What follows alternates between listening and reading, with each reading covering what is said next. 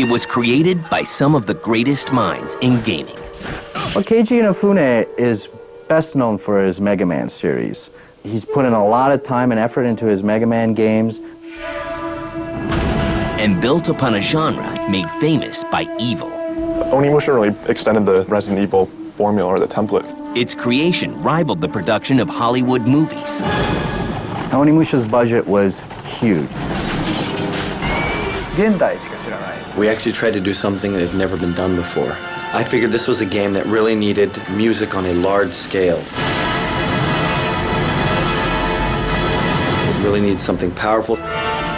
It looks real when you see it, and looks like a Hollywood film. But the road wasn't always clear.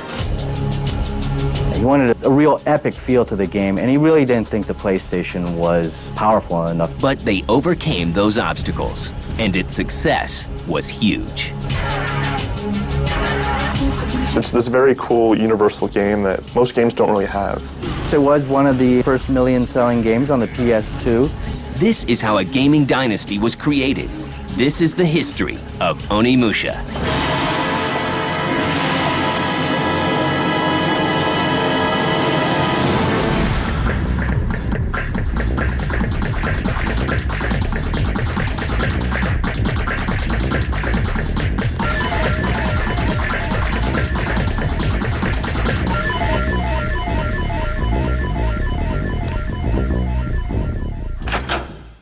It's 1999, and Sony's PlayStation is the undisputed king of the 32-bit console wars, thanks in part to the runaway success of a game called Resident Evil from Capcom.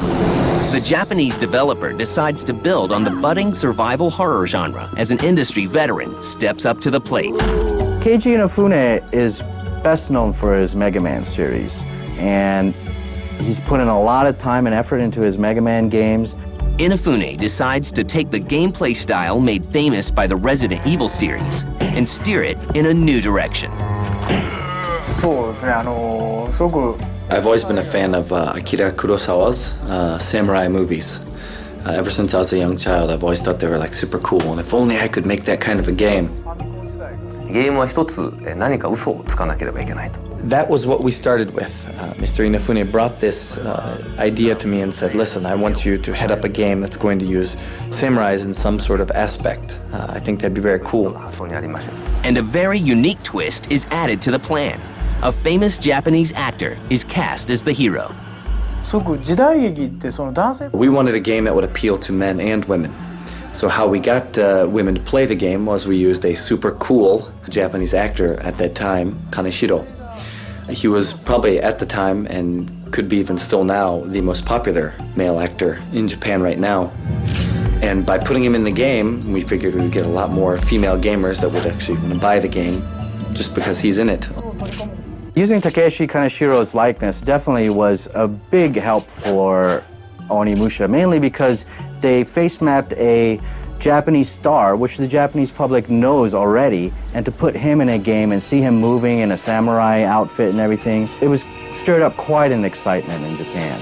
But it's not long before the first real battle begins. Well, Onimusha was first planned for the PlayStation, but Funesan tried it out on the PlayStation, and in fact he was using the Mega Man Legends engine for a little bit, which was his previous 3D game for the PlayStation.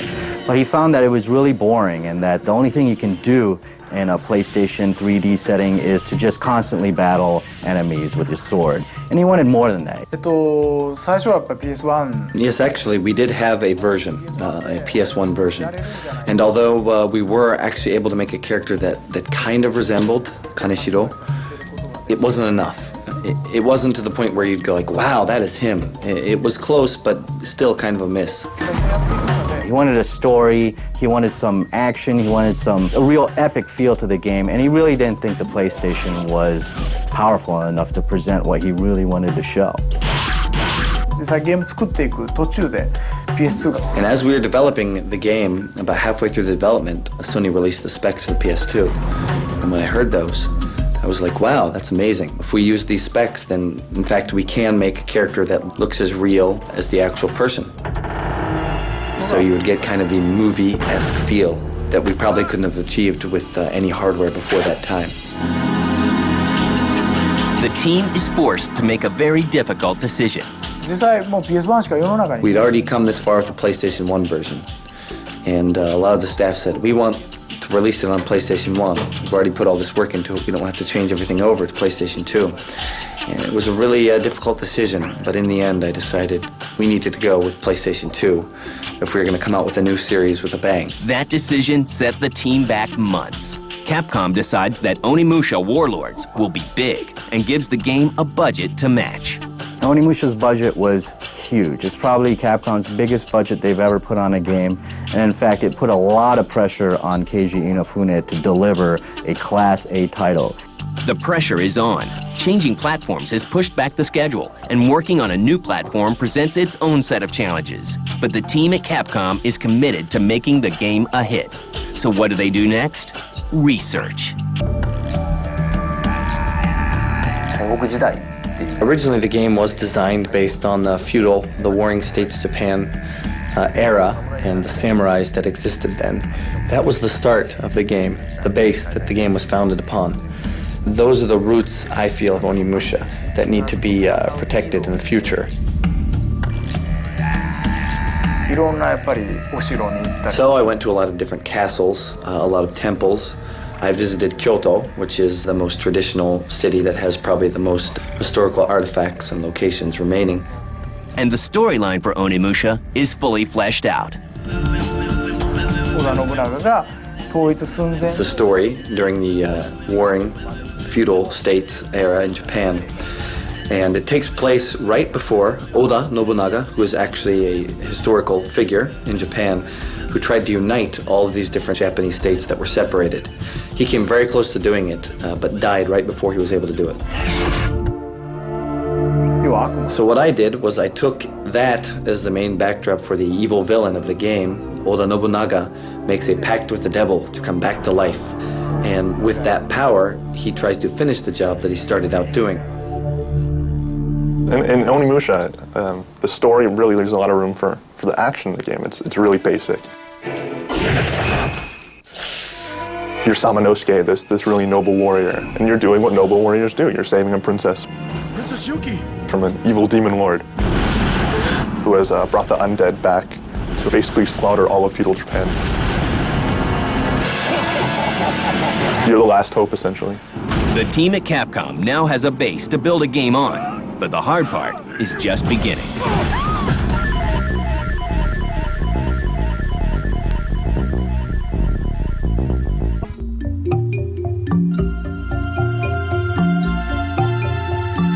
By late 1999, Onimusha begins taking shape. Resident Evil fans who have heard early previews for the game are growing more and more excited about Capcom's new offering. I was a big fan of survival horror, and then this really cool feudal Japan world was inserted into that Resident Evil mold, and that really turned me on. I guess if I had to sum it up really quickly, the Onimusha-esque nature of the game would have to be that you can slash very quickly. It's these quick battles, slashing through the enemies, a quick pace. It all feels really good because you're just slashing through one enemy, then you go to the next one, cut him down, and you just quickly proceed through the game. Onimusha really brought that extended the Resident Evil formula or the template for that game was the Gauntlet, where you could suck demon souls and essentially upgrade and do power-ups. There was quite a cool system where you could do lots of cool sword slashing moves. To give Onimusha a truly cinematic feel, Capcom pushes the envelope of game production. We actually tried to do something that had never been done before. I figured this was a game that really needed music on a large scale.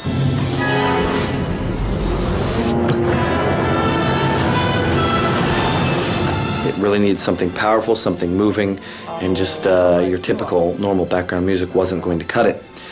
So we decided we needed an orchestra, but we didn't want to just stop there. Onimusha was probably one of the first games to really move the cinema-inspired game into the future, where they were first on PS2, so they had the DVD format to their advantage. So ultra-crisp picture, obviously, and this awesome DVD quality cinema.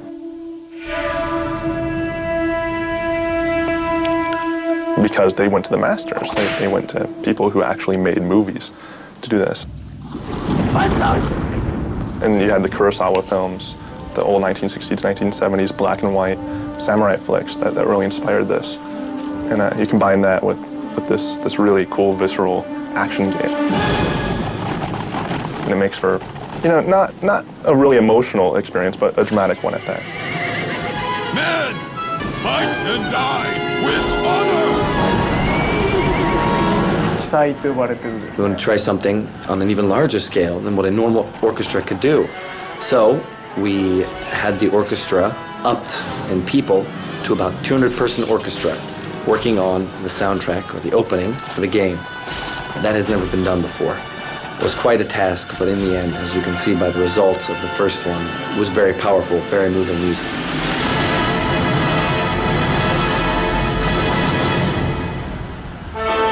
The score in Onimusha, it really brought out the cinematic appeal. It really lent itself to that cinema quality of games. And the composer they find is every bit as unique as the game they're making. We actually decided to use a man named Samura Goichi. And this Samura Goichi is someone who's actually very established, known, talented in Japan. He's worked on several movies. He is a very capable person. He is hard of hearing, and to come up with such an epic score like that for Onimusha is just unfathomable.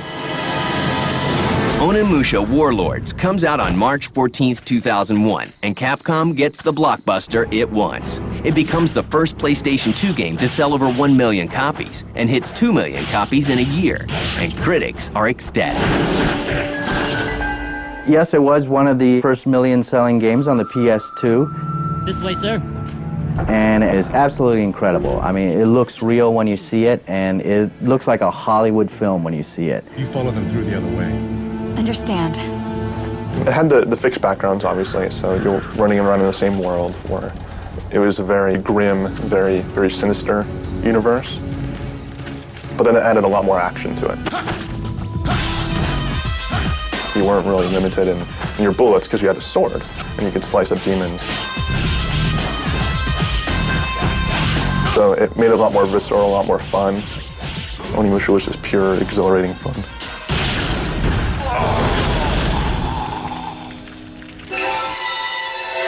In 2002, an enhanced Xbox version is released, called Genma Onimusha.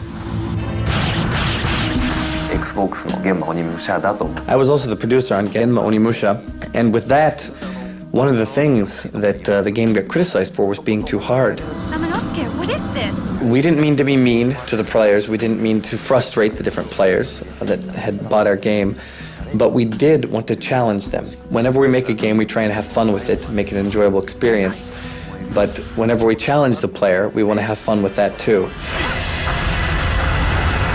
But the next move will be a full sequel. The name of this new game will be Onimusha 2: Samurai's Destiny. Usually sequels should be better than the originals, although often they aren't. But with Onimusha 2, we had to maintain the Onimusha-esque nature of the game, yet at the same time have something there that would make the fans really say, wow, this is even better than the first one. Trying to get that in the right combination sometimes is quite difficult.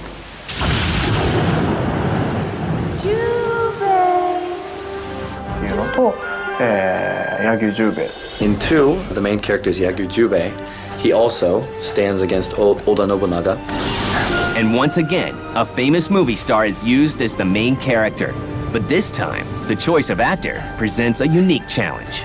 Actually, with Onimusha 2, the main character was based on a famous Japanese actor named Yusaku Matsuda. Unfortunately, he passed away due to cancer quite a while ago, so we couldn't actually have him wear the motion capture suits and actually film him walking. Actually, his last movie that he did was Black Rain with Michael Douglas. And after he did that movie, he passed away, and he was a huge star in Japan. So we used someone who had kind of a similar build. We used them in the motion capture and then animated the rest around those images. And to face map him and to put him in a recent modern game, it was just unheard of. It was both controversial and exciting at the same time. But when people saw the final result, it was a formula that worked. But while a new hero and new story are added, the basic gameplay remains pretty much the same. Onimusha 2 is more just a bare-bones sequel. It didn't really step forward too much. It was just continuing the franchise where, Onimusha 2 was really closed. It was all fixed backgrounds, pre-rendered. So, yeah, Onimusha 2, just typical sequel, I would say. A couple additions here and there to appease the fans, but that's pretty much it. Onimusha 2 is released in March 2002. The game is another hit. In Japan, it sells 1 million copies in only 3 weeks. But some gamers aren't totally satisfied. Unfortunately, it used pre-rendered backgrounds, which are famous in the Resident Evil series as well. A lot of Americans didn't like it because America is a country where you need to have full 3D polygons in order to hit it big with an action game. Work begins right away on Onimusha 3, but this time Capcom plans to make some serious changes.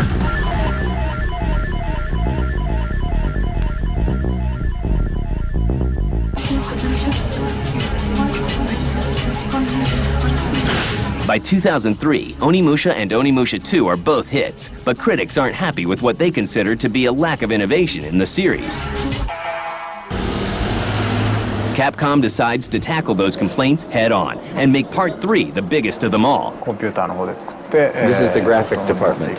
One of the first changes made is a shift to a fully 3D world. This is the background effects. We're going to make good on the mistakes we had with the first one, and that is the pre-rendered backgrounds are now gone and have been replaced with full 3D polygons. In Onimusha 3, you have a 3D environment. You have a 3D camera that works more like a movie camera than it does a typical 3D platformer camera, where it trails the character to give it more of a cinematic quality. It's this very cool quality that still has the presence of what Onimusha 1 and 2 are about. And using another famous actor for the lead role is now standard procedure. The Onimusha series has always been famous for having a famous actor in some way, shape, or form. It's kind of a symbol of the series, and even if I didn't want to put a famous actor in, I would still have to. The upper management would make me. But this time around, they need someone with worldwide appeal. With 3, we wanted to go more international. We needed somebody who was famous in Europe, America, Japan. There are very few people that fit that mold. Also, the game being set in Paris, we decided we wanted a French actor that actually have made their way to Japan and that are famous in America. Very few. Matter of fact, there's only one. That is John Reno. That is why we decided to use him. Using John Reno's likeness in the game was a big surprise, not just to the Japanese gamers, but to American gamers who have seen him in stuff like The Professional and stuff like that, and to see an actor that you recognize, because these other 2 Japanese characters, not many Americans would know, but with John Reno, you're definitely appealing to a wider audience, and it was a big shock to everybody. Using John Reno is just like any director in a movie using a star. We want him to place emphasis on the character he is being. John Reno is maybe a hook, a selling point, something that can get people to buy the game, and initially when they play the game, they realize, hey, I'm being John Reno. But that's only for about the first 5 minutes, and later we want them to actually get into the story as this character, Jacques Brun. In Part 3, Jacques Braun teams up with Samanosuke from the first Onimusha to bring an end to the threat of Nobunaga once and for all. 3 takes place using the same character that was in number 1, Samanosuke. And Samanosuke follows Oda Nobunaga all the way to Honnoji Temple. He tries to finish this long climactic battle. So number 3 wraps it all up as Samanosuke fights Nobunaga for the final time. To bring these 2 heroes together, a little bit of science fiction is brought into play. You have this little time travel element.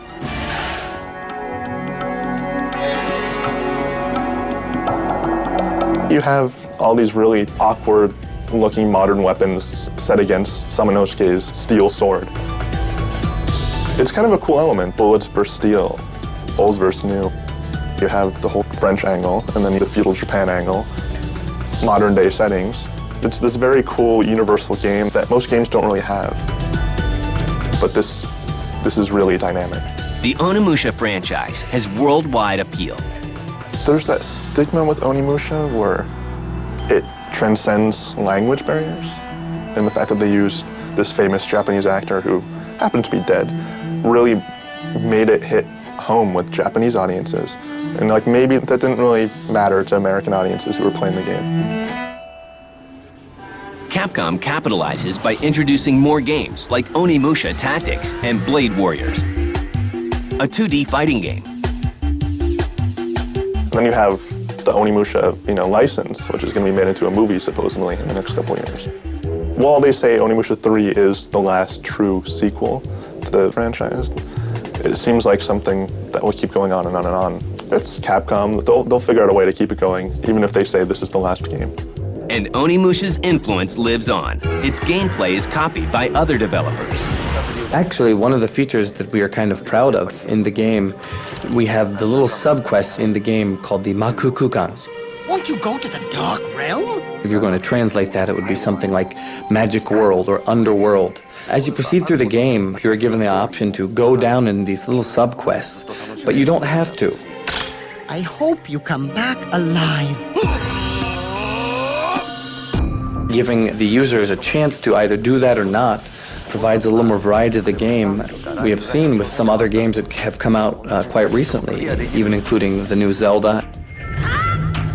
And actually, we are very surprised that that section of the game would influence so many other different games in the way that it has. Most of the artists, the sound designers, most of the people that come to Capcom are all people that have a lot of pride in their work. They have a specific image that they want to go by, that they want to create, and they're not going to stop until it's perfect. These people are in charge of designing the motion for all the characters. Most people would think that motion designers are always men, but as you can see, here's a female motion designer right here. She's actually very good. This is where they make the effects for the game. And as you can see, there are two beautiful women right next to me that are working. And here's another beautiful woman.